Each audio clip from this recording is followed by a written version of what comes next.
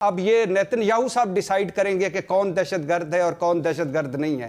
جب وہ ڈیسائیڈ کر لیں گے کہ یہ دہشت گرد ہے تو پھر وہ ان ملکوں پر بھی حملے کریں گے.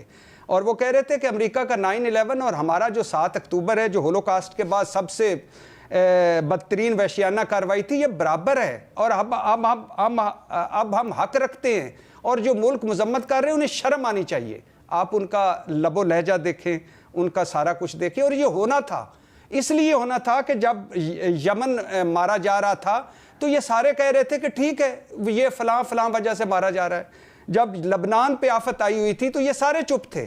جب عراق لیبیا برباد ہو رہا تھا یہ چپ تھے. جب شام بشار الاسد بھاگ رہا تھا تو وہ سارا اس کے کھاتے میں ڈال رہے تھے. اور جب ایران پر بمباری ہو رہی تھی تو یہ اور چکروں میں پڑے ہوئے تھے. جب حزب اللہ اور حماس پہ تباہی آ رہی تھی اور ان کی آڑ میں نسل کشی ہو رہی تھی تو تب بھی یہ چپ تھے. اب کیوں بول رہے ہیں؟ اب اس لیے بول رہے ہیں کہ اب گلے میں آ گیا سارا کچھ. اب پتہ ہے کہ قطر کے بعد اگلی باری نیتن یاہو صاحب کسی دن صبح اٹھیں اور وہ کہیں کہ فلاں ملک ہے وہاں بھی دہشت گرد ہے، فلاں ملک ہے وہاں بھی دہشت گرد ہے. کیوں نہیں آپ نے اپنا آئل کا ہتھیار جو استعمال کیا؟ آپ جو اتنے اربوں ڈالر کے انویسٹمنٹیں کرنے کے پلان دے رہے تھے ٹرمپ صاحب کو، کیوں نہیں قائل کر سکے کہ یہ ہماری خود مختاری آپ کا ہے؟ اگر آپ اپنی خود مختاری اپنی دفاع نہیں کر سکتے تو